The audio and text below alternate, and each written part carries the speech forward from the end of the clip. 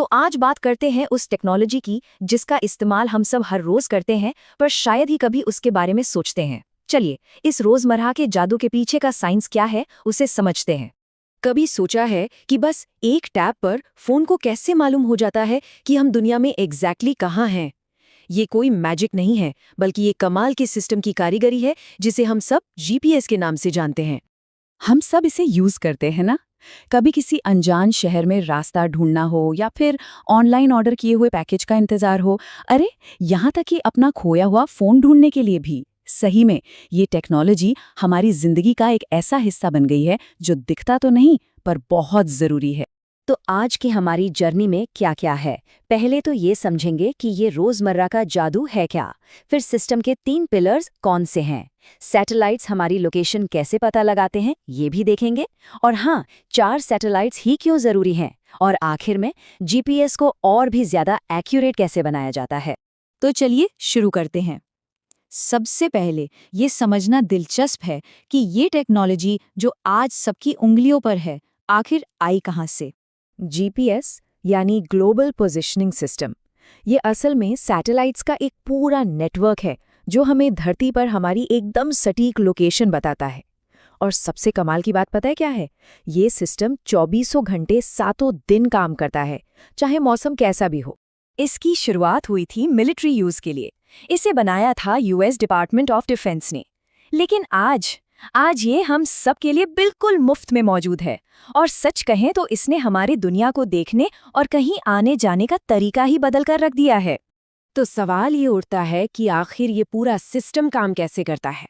देखिए, जीपीएस की जो ये जबरदस्त एक्यूरेसी है ना, वो 3 मजबूत पिलर्स पर टिकी है, और ये तीनों एक साथ मिलकर काम करते हैं। पहला है स्पेस सेगमेंट, मतलब अंतरिक्ष में जो सैटेलाइट्स घूम रहे हैं वो।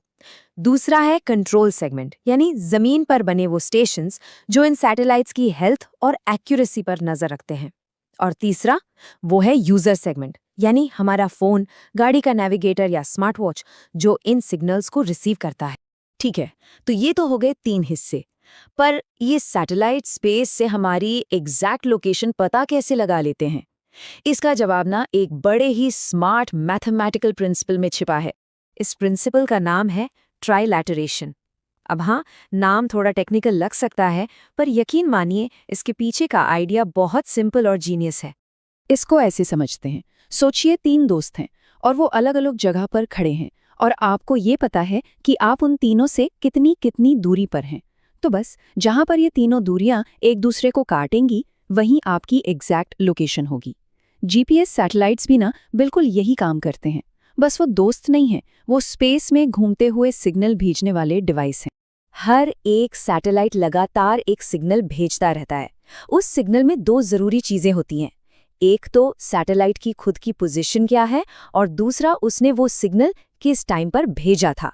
हमारा फोन उस सिग्नल को पकड़ता है और हिसाब लगाता है कि सिग्नल को सैटेलाइट से हम तक पहुंचने में कितना टाइम लगा। बस इसी से दूरी पता चल जाती है। लेकिन एक मिनट, अगर 3 दोस्त वाला लॉजिक काम करता है, तो फिर जीपीएस को अक्सर 4 सैटेलाइट्स की जरूरत क्यों पड़ती है? चलिए इस गुत्थी को भी सुलझाते हैं। जवाब छिपा है टाइम की एक्यूरेसी और एक तीसरे डायमेंशन में। एक परफेक्ट 3D लोकेशन के लिए कम से कम 4 सैटेलाइट्स तो चाहिए ही होते हैं। देखिए, 3 सैटेलाइट्स से हमें 2D लोकेशन तो मिल जाती है, मतलब लैटिट्यूड और लॉन्गिट्यूड। इससे ये पता चल जाता है कि हम नक्शे पर कहाँ हैं। लेकिन जो चौथा सैटेलाइट है ना, वो बताता है एल्टीट्यूड, यानी हम जमीन से या समुद्र तल से कितनी ऊंचाई पर हैं। और ये 3D लोकेशन, सोचिए प्लेन्स के लिए, ड्रोन्स के लिए कितनी ज्यादा जरूरी है। तो जीपीएस तो पहले से ही काफी एक्यूरेट है ना? पर सवाल ये है कि क्या इसे और भी ज्यादा बेहतर बनाया जा सकता है? जवाब है हाँ, बिल्कुल। और यहीं पर एंट्री होती है डिफरेंशियल जीपीएस यानी डीजीपीएस की। जीपीएस को आप एक तरह का अपग्रेड या एनहांसमेंट समझ सकते हैं। ये जमीन पर बने कुछ फिक्स्ड रेफरेंस स्टेशंस का इस्तेमाल करता है, जिनकी लोकेशन हमें पहले से ही एकदम मतलब पिन पॉइंट एक्यूरेसी के साथ पता होती है। ये स्टेशंस क्या करते हैं कि ये जीपीएस सिग्नल्स में आने वाली छोटी छोटी गलतियों को पकड़ लेते हैं और फिर एक करेक्शन सिग्नल भेजते हैं। और डीजीपीएस का असर वाकई कमाल का है। ये नॉर्मल जीपीएस के एरर को इतना कम कर देता है कि एक्यूरेसी कुछ मीटर से घटकर कुछ सेंटीमीटर्स तक आ जाती है। और सोचिए, इतनी ज़बरदस्त एक्यूरेसी सेल्फ ड्राइविंग कारों और प्रिसिजन फार्मिंग जैसी फ्यूचर टेक्नोलॉजीज़ के लिए कितनी ज़रूरी है। इसे समझने का सबसे आसान तरीका है टीचर वाली एनालॉजी। मान लीजिए डीजीपीएस एक टीचर है जो होमवर्क चेक कर रहा है। उसे पहले से ही सही जवाब पता है, तो जैसे ही वो जीपीएस की कैलकुलेशन में कोई गलती देखता है, वो उसे फौरन पकड़कर ठीक कर देता है। तो अगली बार जब मैप्स का इस्तेमाल करें तो एक पल के लिए ज़रूर सोचिएगा कि ये सिर्फ एक ऐप नहीं, बल्कि स्पेस में घूमते सैटेलाइट्स, ज़मीन पर मौजूद स्टेशंस और हमारे हाथ में मौजूद डिवाइस का एक कितना शानदार कोऑर्डिनेशन है।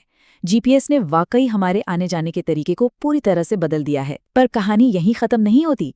टेक्नोलॉजी जिस तेज़ी से आगे बढ़ रही है, ये सोचना भी बड़ा एक्साइटिंग है कि लोकेशन टेक्नोलॉजी का फ्यूचर क्या होगा। आगे चलकर हमें और कितनी एक्यूरेसी और कौन-कौन से नए इस्तेमाल देखने को मिलेंगे।